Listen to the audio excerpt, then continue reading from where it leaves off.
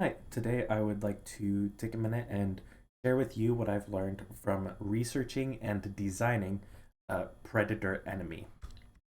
So, the main reason I chose this topic and why I'm giving a presentation on it now is simply because I don't like the enemy AI in the game I'm working on.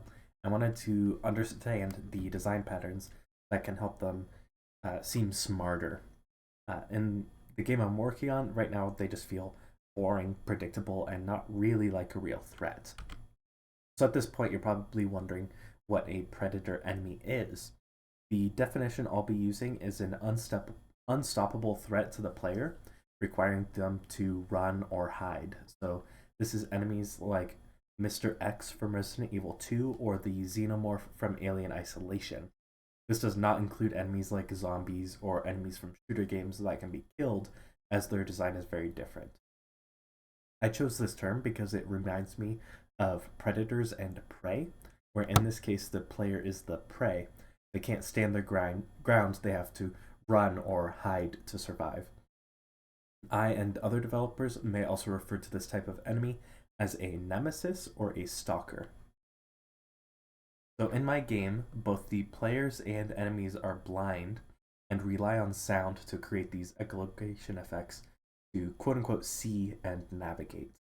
Players explore different maps, scavenging for resources while avoiding one of these predator enemies. Right now, whenever sound is made, it gets a couple extra things assigned to it. The first is a priority, which indicates how suspicious the sound is, and is decreased the more obstacles are between the sound and the enemy, almost like the sound gets muffled or blocked. And they also get assigned a range that indicates how far the enemies could hear it. And I made this separate from the range on the audio source component, as I want some players to be able to hear quiet things from further away than the enemy could be able to hear them. So this is an example of the echolocation effect. In this example, the blue is the player's footsteps, the white is like clocks ticking, and yellow is suspicious sounds not from the player, and we should see some red here, and that's indicates sounds from an enemy. So while the player is within range of one of these effects, will essentially be visible to the enemy. Right now, my enemy has three main states: patrol, where it will wander around pre-assigned points and listen for suspicious sounds. It will go to investigate when it hears a suspicious sound. There's also the investigate state, where it will go to where a suspicious sound was last heard. If it doesn't find the player, it goes back to patrol. If it does find the player, it will chase them, leading into the chase state, where it will chase the player, hoping to collide with them, at which point the player dies. If the player outruns or hides from the enemy successfully, it will go to investigate their last known position. So here you can see my original enemy AI. The circles around it indicate how far it can hear and what sounds it will investigate. If any sound is made within the red circle, it will immediately investigate. If the sound is made within the yellow circle and it's moderately suspicious, it will investigate. And if a very suspicious sound is made within the blue range, it will investigate. At first, enemies would get assigned a list of points of interest within particular zones that you can see as these little yellow boxes. However, because the game is non-linear and players could choose to just avoid the area the enemy was patrolling, it made the game far too easy. So, naturally, I decided just to add more enemies, and I made sure their patrol paths don't overlap, which would make it harder for players to avoid them. However, for large maps, this didn't help too much, and small maps made it impossible for players to evade enemies, making it incredibly difficult. Because the player was almost always within range of an enemy, they didn't get a chance to rest and would always be anxious. So I went back to just one enemy and let them patrol the whole map. However, the pacing for this felt way off, as the player would randomly encounter the enemy as it's passing and then go a while without ever seeing them again. And with only these minor changes, the enemy still feels dumb. So let's do some research to improve this. My research focused on 5 different enemies from popular horror games. The first three had less of an influence on the AI design than the last two, but are notable because of some lessons they can teach us about how aspects other than AI design can influence how scary a predator is, and they're recognizable by most. The Beast and Xenomorph have much more complicated AI than the first three, and we'll be spending more time looking at those. All of these enemies, especially the three from the Resident Evil series, have similar AI patterns, and they resemble what I already have. On a surface level, it's pretty simple. They just patrol around until they see or hear the player, then chase them until they lose the player or catches up to them and attacks. I won't be going into the AI of the first three, as they're pretty much the same as what I've already described, but they're still scary for different reasons. First of which is Mr. X, who takes really good advantage of sound design with the footsteps. Mr. X is our first example of a patrol-based AI, and the only one I'll describe. The AI is pretty simple, just patrolling until he sees or hears the player, and only a few encounters are scripted, meaning you can't predict when he'll show up, outside of those couple moments. Because his AI is so basic, Capcom needed a way to make him feel like this looming, intimidating threat. And I think the best way they did this is with their sound design. They give Mr. X really loud footsteps, meaning you can almost always hear him, which makes you think he's just around the corner. They also make him speed up when he sees you, and the increased speed of the footsteps can induce a lot of anxiety in the player. So I have a clip queued up that I will play and quiet so you can hear the effect this has.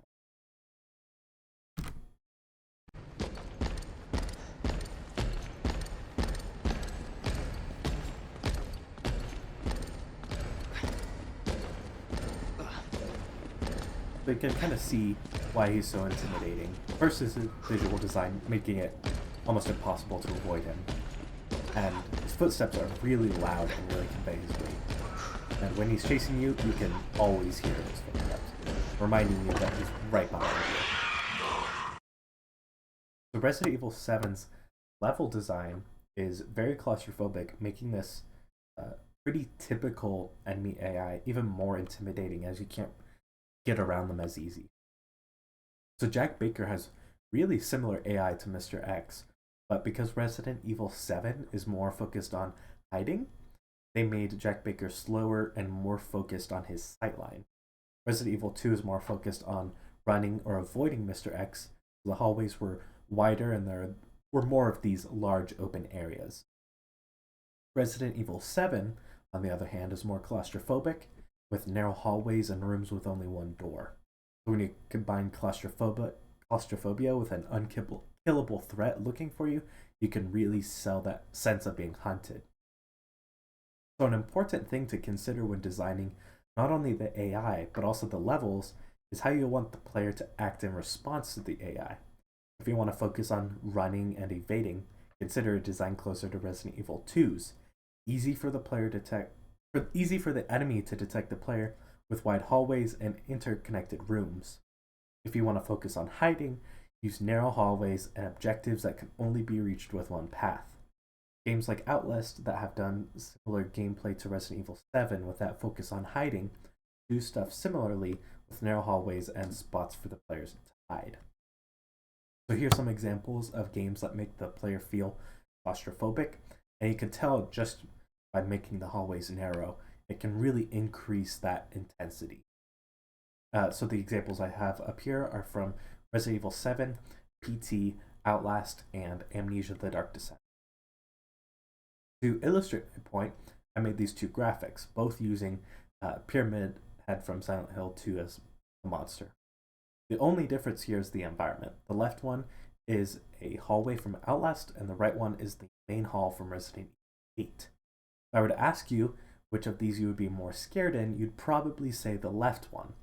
First, it's more claustrophobic, and there's only one way to escape by turning around and running, as opposed to the one on the right where you have at least 3 escapes up to the stairs to your left, to the hall on the right, or turning around and in this situation you could also probably run around him if you're fast enough, when you wouldn't even consider doing that on the left example. I should note that while claustrophobic areas are great, you should give your players some breaks. If they're constantly in claustrophobic hallways, they'll get desensitized. But if you bring them into big halls like the one on the right, before pushing them back into these claustrophobic halls, you give them a moment to breathe, which prevents them from becoming accustomed to it. One of the main reasons horror games stop feeling scary after a certain point, even if a certain moment should be scary, is that they don't give players a minute to rest. Players get desensitized and are constantly pursued and get comfortable in that. But if you give them moments to breathe, it releases a bit of that anxiety so you can build it back up. Speaking of this hall from Resident Evil 8, it's time we talk about Lady Dimitrescu.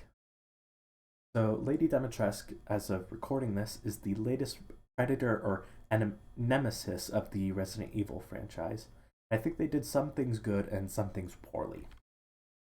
So while we're on the topic of level design, I'll quickly go over why I believe Dimitrescu Castle isn't as scary as the Baker Mansion from Resident Evil 7.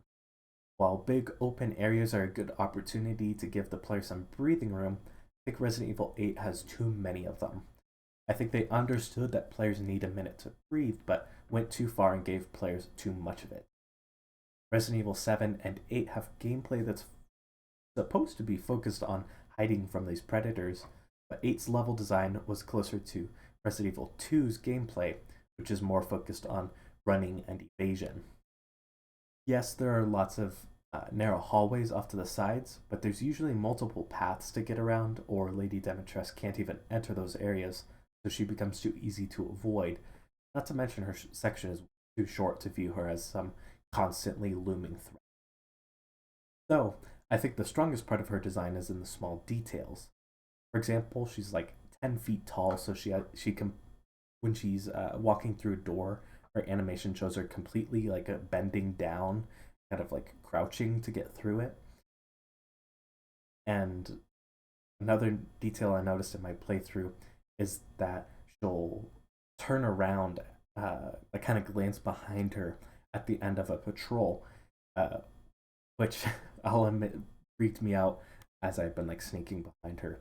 I also think they missed the mark with her design, and by making her pretty much the only predator enemy. And so the art team at Capcom clearly knows how to make scary enemies, so really making them the least disturbing of them, the only predator, is a huge missed opportunity.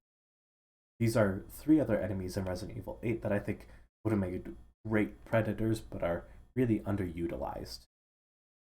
I think another great part of Lady Dimitrescu's design isn't actually anything with her, it's the secondary threat of her daughter Cassandra. After a certain point in the game, Cassandra can randomly appear while exploring to attack the player.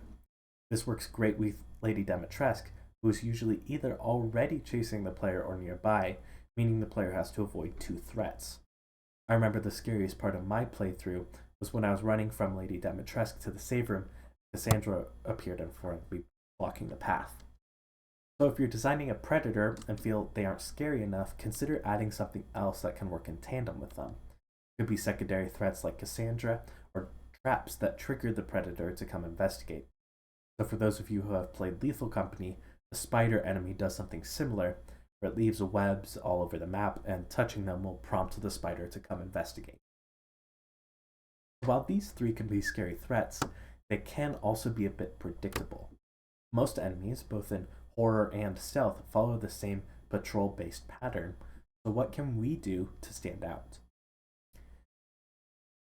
One thing you could do is add another layer of complexity to the enemy AI while designing the game around this. A great example of this is the Beast from Amnesia the Bunker. So Amnesia the Bunker is broken down into a couple small sections, so the designers had to figure out how to balance the Beast while keeping them unpredictable. And before I move on from this slide, I want you to look at the level design of this map and how it follows a lot of the principles I mentioned earlier, with narrow hallways, small rooms, and lots of rooms with only one entrance. I know we've spent a lot of time talking about level design, but it's for good reason. Really, so much of the horror is the environment. One of the ways the designers kept the monster a persistent threat, even if you're on the other side of the map, is by adding several holes to the walls essentially allowing the beast to teleport as long as it isn't already investigating something. I won't go into depth, but this is one of the best ways players can tell the enemy is actively hunting them. Another way they balance the AI is breaking it down into two different modes, an active and a passive mode. Active is what you expect from a predator. It will wander trying to find the player. I don't have time to get into it now, but the beast actually has a very interesting system, active state, and for tracking awareness of the player. And all the information I learned about its AI was from a YouTube channel called The Real Pogo Pogo, which goes really in depth on it and is really interesting. I really recommend it. Because the map is so claustrophobic and the AI is so complex, the designers actually had to make a way for the player to actually have the chance to progress. And this is where that second passive state comes in. The beast has a variable called presence, which ranges from 0 to 1. This is used to measure how much pressure the player is likely feeling. It increases when the player is near the beast, is being chased by it, and other similar events.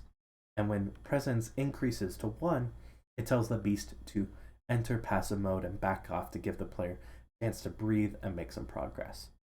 Presence decreases over time, more so when they make noise or are being reckless. And when presence is decreased to 0, it will push the beast to active mode to hunt the player. Some really loud actions like explosions and gunshots can trigger the beast regardless of its presence. As you progress through the game, various actions will increase the what's called escalation level of the beast.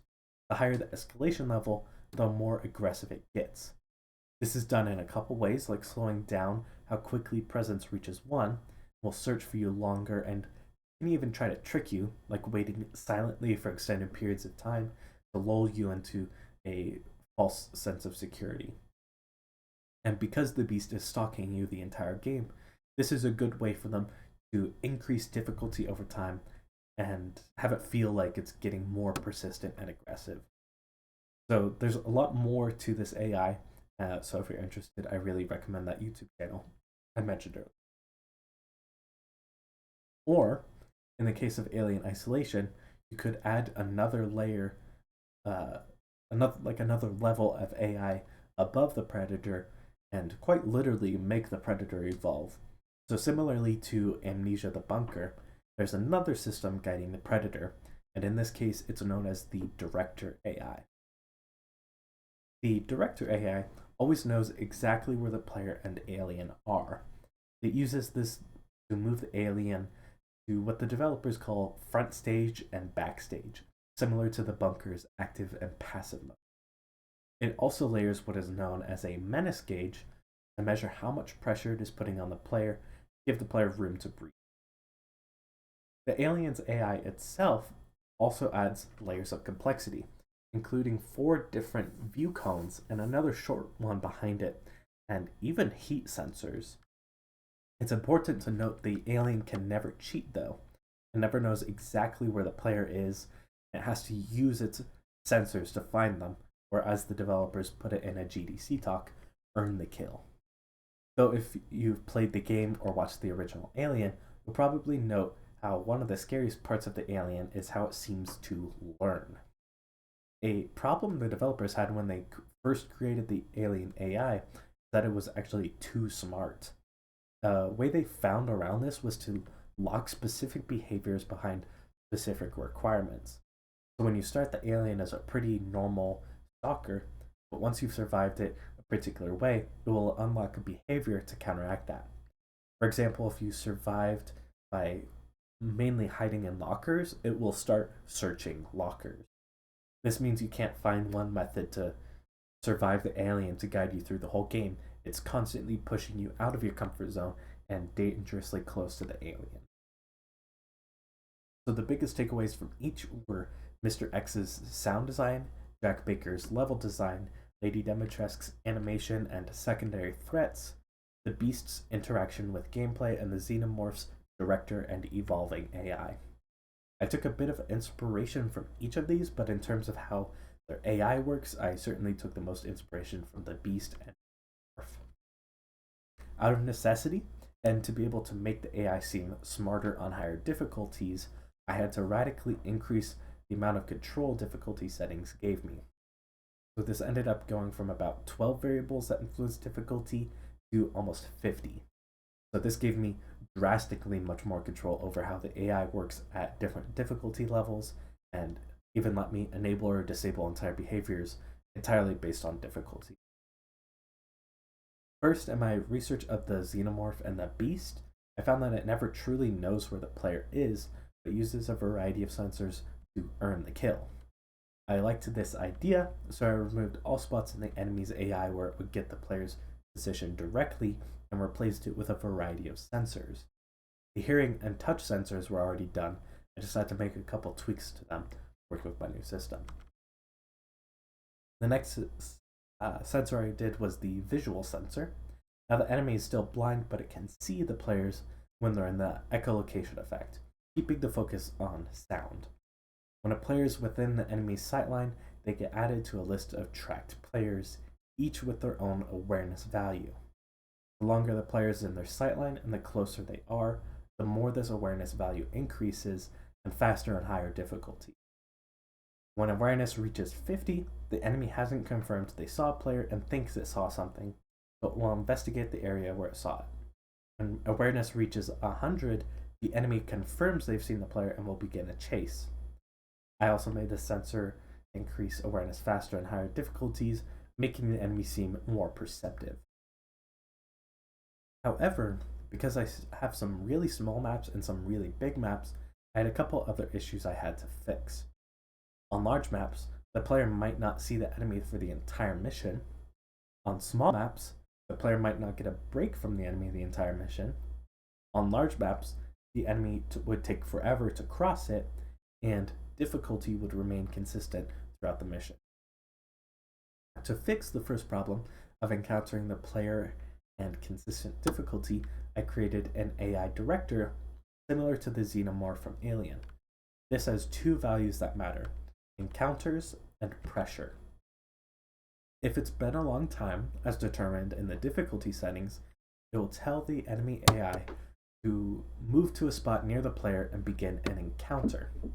The encounters begin short, but each subsequent encounter increases their duration, increasing difficulty.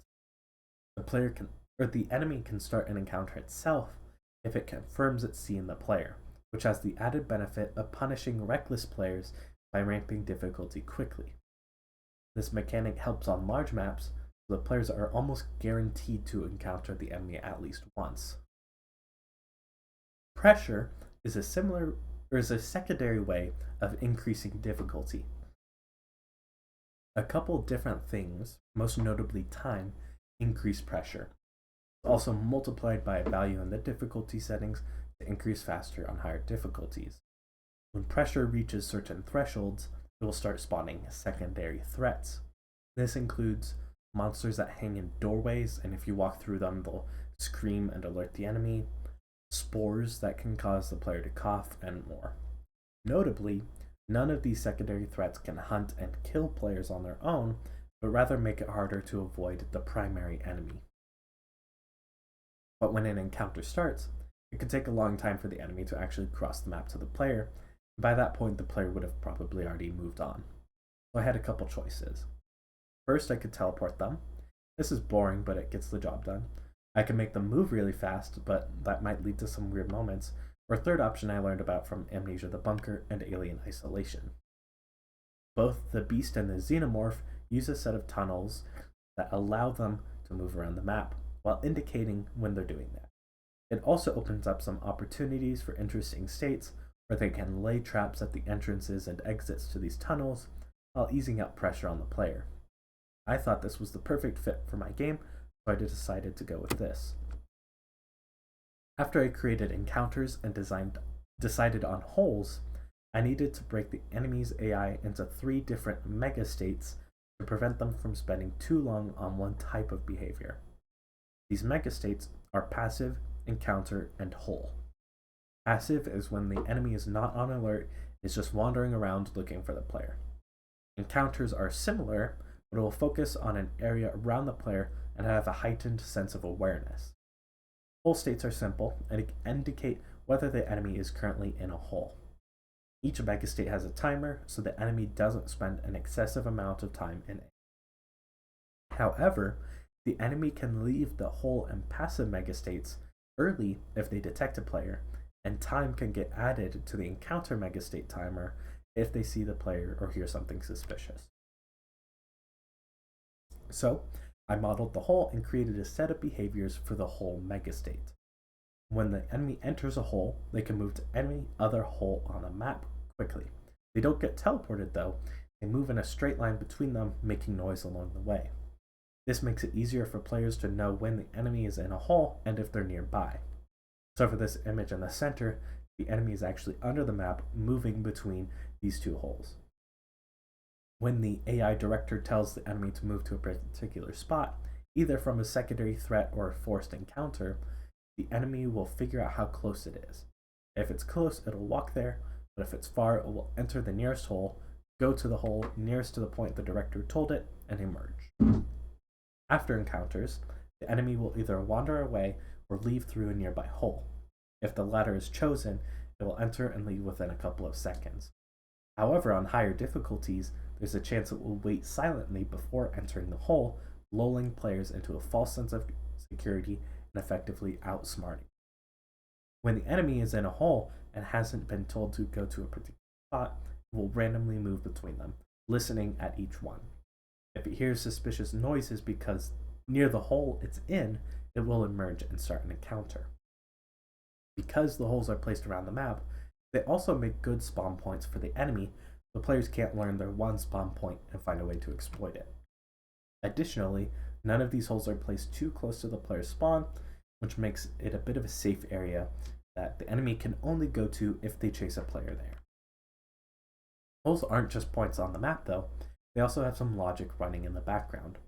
Whenever a suspicious noise is made near a hole, it increases a value called suspicion. Upon a certain threshold, it will tell the enemy to come to that hole to listen for itself, assuming it's already in another hole. Upon very high thresholds, however, if the enemy isn't in an encounter, it will tell the enemy to enter a hole and come to that one. I learned a lot making a believable enemy is a result of how complex it is. For example, this is what my enemy AI setup looked before my changes, and here's what it looks like now.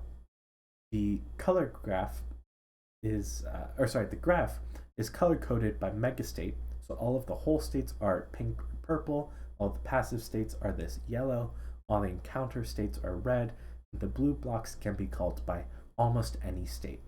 To make it a bit easier to follow, text and arrows match the color of the state they left from. Another improvement that can't be seen here is how I changed patrol paths. Previously, I hand-placed patrol points around each map and organized them into different patrol paths, and the enemy would choose one at random. However, since there's only one predator now, this method would be easily exploited as players could just ignore the area they're patrolling. Now, whenever the predator swaps megastates to passive or encounter or detects the player somehow, it generates patrol points dynamically around that point and will wander around there. This has a couple benefits, namely it saves me time from placing all of these points of interest around the maps, and it lets the enemy seem like it's really hunting down the player and searching the most suspicious points rather than just going there to investigate, not seeing anything, and returning to its old patrol. And this is the enemy's new movement behavior after all of these changes, without any input from the player, meaning if the player is just sitting at spawn, this is what it will be doing in the background. I think this is much better. It allows the enemy to move around the map and find the player without being too powerful. While the monster is in a hole, if the player makes lots of noise near one, it will prompt the enemy over. So if the player is incredibly reckless or triggers a secondary threat, it will guide the enemy over. I think this is much better than what I had before. It punishes reckless players while still being unpredictable enough that careful players won't be able to abuse. Thank you, and these are all the references.